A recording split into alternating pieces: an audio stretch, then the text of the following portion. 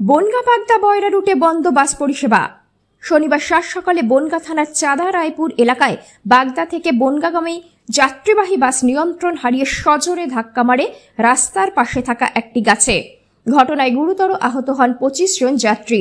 দুর্ঘটনায় মৃত্যু ঘটে বাসের চালকের। রীতিমতো ক্ষোভে ফেটে পড়েন স্থানীয় বাসিন্দা থেকে শুরু করে পথচলতি সাধারণ মানুষ। বনগাঁ বাগদা সড়কের বেহাল দশায় বারবার দুর্ঘটনা ঘটছে। সংস্কার করা হলেও তা বেশি দিন টেকসই হয় না, ফলে খুব তাড়াতাড়ি বেহাল হয়ে যায়। বৃষ্টির সময় জল দাঁড়িয়ে থাকে, অন্য সময় রাস্তায় ধুলোর চোটে যাওয়া দায় হয়ে পড়ে। হেলদোল নেই প্রশাসনের।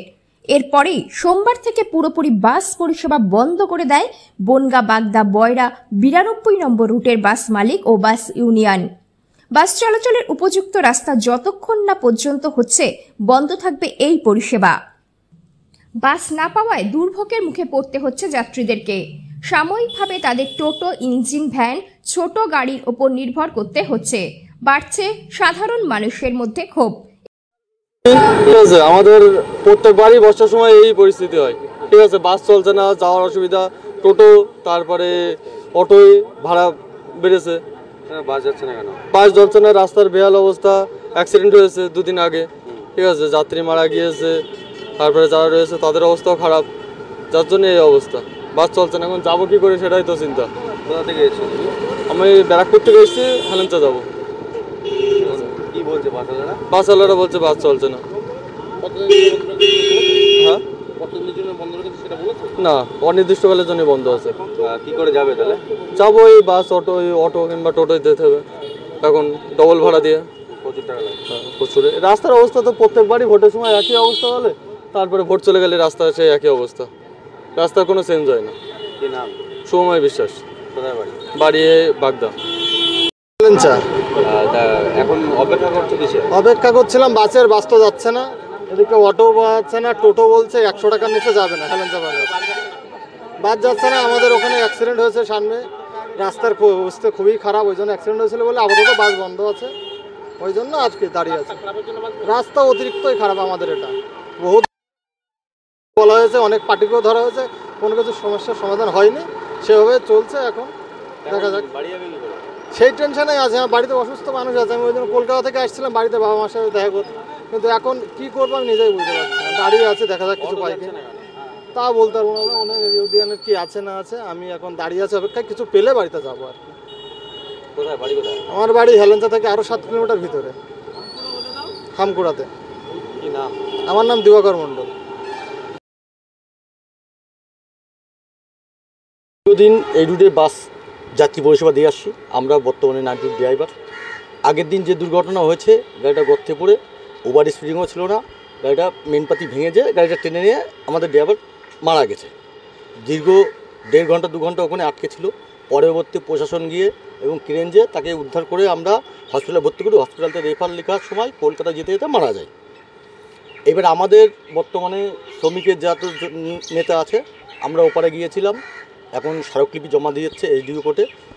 এখন দিয়ে আমাদের যে বিশ্ববিদ্যাস জেলা সভাপতি আছে এবং নান্দু ঘোষ, তারা আশ্বাস দিল যে পরীক্ষা চলছে, নিত্য যাত্রীদের ভোগান্তি হচ্ছে, কালকের থেকে, আজকে রাত্রির থেকে আমাদের বাইরে যেটা গাড়ি সেটা পাঠাবো এবং কালকের থেকে পুনরায় আমরা চালাবো। কিন্তু প্রশাসনের কাছে একটাই আমাদের দাবি, যে রাস্তার যে বেহাল দশা, এই দশাটা যাতে প্রশাসন মহল যেন একটু দ্রুত গম্ভীরভাবে দেখে। রাস্তাঘাটের যা পরিস্থিতি, একটা সাইকেল পার হচ্ছে, জল ছিটকাচ্ছে, বাস ড্রাইভারকে কিস্তি মারছে, কি একটা টোটোওয়ালার কাছ থেকে আমাদের বাস চালানো শিখতে হয়।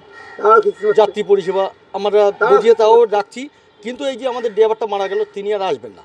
এইবার আমাদের সংগঠন যা নান্দু ঘোষ দেখেছে, কালকে নারায়ণচন্দ্র ঘোষ, কালকে উনি কিছু আর্থিক সাহায্য করবে ফ্যামিলির পথে। এবার আমাদের মালিক কর্তৃপক্ষরা কোনো দায়িত্ব আজ পর্যন্ত এখন নেইনি।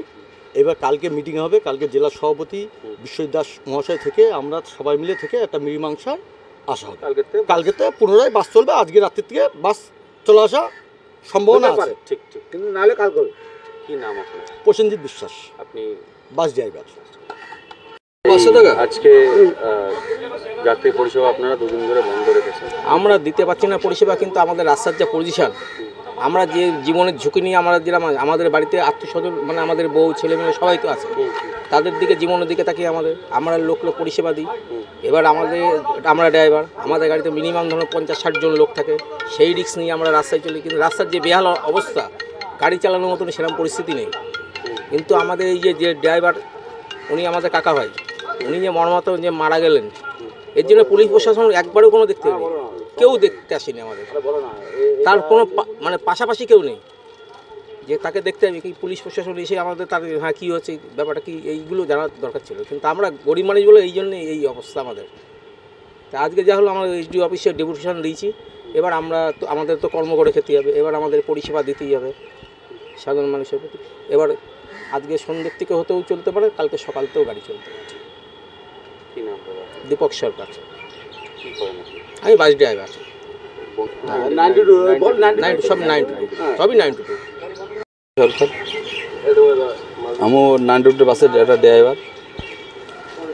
বর্তমান হলো গে এখন যে রাস্তার যে বেহাল অবস্থা, এটা হলো গে প্রশাসনের তো দেখা তো অবশ্যই উচিত, এবং পিডাব্লিউ, ঠিক আছে, দুজনকে দেখা উচিত। আমরা ডেপুটেশন যেটা জমা দিয়েছি তাতে কতটা হলো কার্যকর হবে জানি না, হবে কিনা তাও আমাদের আশা নেই। কি দাবি রেখেছেন ডেপুটেশনে? ডেপুটেশনে রেখেছি যে আমাদের রাস্তার বেহাল অবস্থা, রাস্তাটা যদি যাতে দ্রুত হলো গে রাস্তাটা ঠিক হয়, সেই দাবি। আদার্স অন্য কোনো দাবি আর সেখানে রাখা যায় না, এই দাবিটাই রেখেছি, যাতে হলো গে দ্রুত রাস্তাটা হয়। সেটাই হলো গে প্যাসেঞ্জারের দিক থেকেও ভালো, এবং প্রত্যেকটা স্টাফের, গাড়ির স্টাফ যারা আছে, বাসের ড্রাইভার দিয়ে, কন্ডাক্টর দিয়ে, হেল্পার দিয়ে, সবারই সুবিধা হয়। কি নাম? আমার নাম শান্তি সরকার, কোন রুটের ড্রাইভার? 92A বাসের ড্রাইভার। এ ব্যাপারে বাস ইউনিয়নের সভাপতি শঙ্কর আঢ্য বলেন, আমরা মানুষের পাশে আছি, তবে রাস্তার যে দুর্বিষহ অবস্থা আছে তাতে সরকারের কাছে আবেদন করছি দ্রুত তার সংস্কার করা। মৃত শ্রমিকের পরিবারের প্রতি সমবেদনা রইল। আমরাও চাইব সাধারণ মানুষের স্বার্থে বাস পরিষেবা আবার চালু হোক। আমরাও চাই যে মানুষের সুরাহা হোক, কারণ বনগা বাগদা একমাত্র, বনগা বাগদা বা বৈরা একমাত্র যে মানে যাতায়াতের ব্যবস্থা শুধু বাস পরিষেবার মধ্যেই নির্ভরশীল। কিন্তু গত শনিবারে আমরা দেখতে পেলাম রাস্তার অত্যন্ত বেহাল দশার জন্যে, যার জন্যে একটা মর্মান্তিক দুর্ঘটনা ঘটেছে, প্রচুর মানুষ আহত হয়েছে। আমাদের 92 বাস ইউনিয়নের একজন শ্রমিক সে নিহত হয়েছে।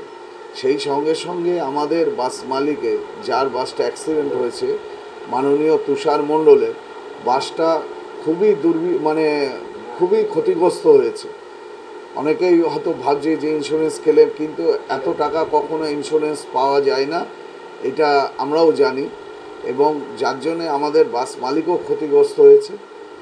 কি তারপরেও আমরা এত হওয়ার পরেও সেই শ্রমিকের পরিবারের প্রতি সমবেদনা এবং শ্রমিকের পরিবারের পাশে দাঁড়ায়, যাতে ইন্স্যুরেন্সটা তাড়াতাড়ি করে পায় শ্রমিকদের পক্ষ থেকে, তার ব্যবস্থা করা হচ্ছে। কিন্তু কয়েকজনা আমরা দেখছি শ্রমিক সংগঠনের নাম করে কতিপয় ওই মালিকের কাছে অবৈধভাবে টাকা তারা ডিমান্ড করছিল। আমাদের মালিক সেই শ্রমিকের পরিবারের হাতে কিছু পয়সাও তাদের দিয়েছে, এবং শুধু বাস পরিষেবা না, সেই সঙ্গে সঙ্গে অটো পরিষেবাও বন্ধ আছে এই রাস্তার কারণে। আমরা আমাদের যারা দায়িত্বে আছেন, জেলা পরিষদ সভাপতির কাছে অনুরোধ রাখবো অতি সত্বর দ্রুততার সঙ্গে এই রাস্তাটা সংস্কার করে, যাতে বনগাঁর বয়রার যে বাগদা অঞ্চলে মানুষের যাতায়াত ব্যবস্থা সুবন্দোবস্ত করা যায়, বাস আবার যাতে ওনারাই চলতে পারে তার ব্যবস্থা করে। আর শ্রমিকদের কাছে অনুরোধ রাখবো, গাড়ি বন্ধ করে অযথা সাধারণ বাগদা এবং বয়রা যার সমস্ত দত্তফুলিয়াবাসী আছে তাদেরকে হয়রানি না করে যত সম্ভব তাড়াতাড়ি বাস চালানোর ব্যবস্থা করার জন্য, সহযোগিতা করার জন্য। এবং আমরা যত কষ্টই হোক, আমরা সরকারের কাছে আবেদন রাখছি যে যত তাড়াতাড়ি সম্ভব আমাদের এই বাস পরিষেবা এবং রাস্তা সংস্কার করে দেওয়া হোক।